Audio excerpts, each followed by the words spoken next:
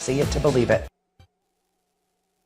This morning. All right, joining us now on this Felony Friday, it's a hashtag, you know. Hashtag Felony Friday. Ranking member of the House Financial Services Committee, Congresswoman Maxine Waters of California. She's soft-spoken. She doesn't really doesn't speak her mind. Reluctant to get out there on a cliff. We're going to reclaim your time and put it right here on Morning Joe. You were the first to talk about impeachment. Yes. I think that in terms of the press and analysis, you got to be careful. But are we at a point where we should, given the grand jury news that we have received over the past 24 hours? I've long thought that there was a lot of smoke, even fire, and that everything that I have learned about this president, starting with the campaign itself, that people should have understood that there was something terribly wrong with him. As a matter of fact, I've said over and over again, I think he's the most deplorable person I've ever met in my life. And I think when you take a look at his allies and some in his cabinet, all of these people around him with connections to the Ukraine or to Russia or to oil, everybody should have known that. We should have moved faster. Our intelligence committees have not moved fast enough, but I have my hopes for Mueller, as most people do.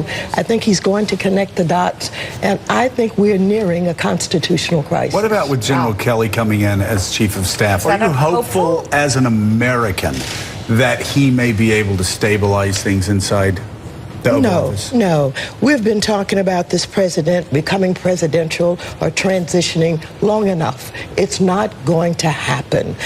He is a flawed man with no real values and no real appreciation or understanding for government or public policy. No, I have no hopes that anybody is going to be able to contain him or that he's going to change. It's clear, obviously, from your comments, not just here this morning, but in the past, that you don't like President Trump. You called him deplorable this morning. Yes. But there's a difference between a person being deplorable and, as you say, not having values, and being worthy of impeachment. I mean, that there has to be evidence and charges brought. Of course. Something like that. So it sounds like you've gotten to a place where you're saying, let's wait for Bob Mueller's investigation before we start thinking about I've always said that the dots have to be connected. And I've always said that I believe that he was impeachable. And I'm very pleased that I have to generate the conversation about him. I know I was early, and I know that I talked about Manafort and some of the others very early, more than most people were talking about. But of course, you have to have the information. You have to connect the dots. I think it's there. You know this Congress. You know specifically, you know the members of this Congress. Sure. You're there every day. Will this Congress, with its big Republican majority, ever, under any circumstances, you know, smoking gun, corpse, the whole nine yards, will it impeach? Shooting somebody in middle of Fifth Avenue? Exactly. Will it ever impeach Donald Trump? You know what I'm betting on? I'm betting on when the dots are connected and Mueller is able to show collusion. I'm banking on the patriotism of some of the Americans, most of them. They won't be able to stand with him if it is proven that they colluded, that they undermined our democracy, interfering with our elections, that they're going to be able to see that this president is dangerous. And I do believe that patriotism will win in the final analysis. Congresswoman, we were talking earlier about certain senators are starting to kind of stand up, for lack of a better word.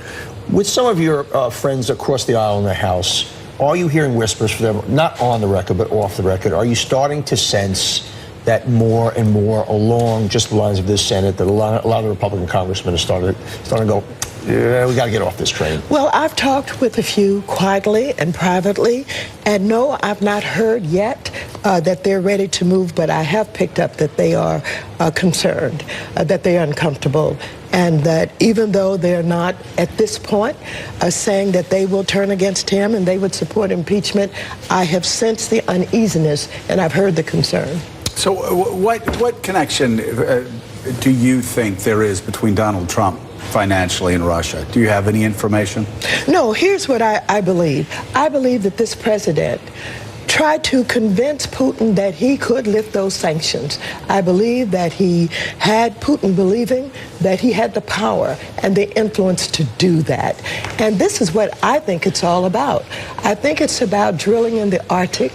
And I think it's about lifting those sanctions, and all of those people and allies of the president surrounding him, whether it's Roger Stone or Manafort, all of them are some kind of way involved in the sanctions issue. Take a look at what Putin is saying now. He is truly disappointed. He thought this president would be able to do that.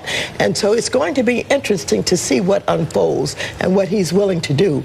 We know that he's kicking out some of our diplomats, most of them, at this point. But I think it's going to get worse because he is disappointed. He thought that this president would be able to lift the sanctions. Maxine, there's nothing as sad as love gone bad. And romance gone bad, yeah. Yes. Scorned lovers, Vladimir Putin, Donald Trump. That's right. No new between them. Willie, it's off the rose.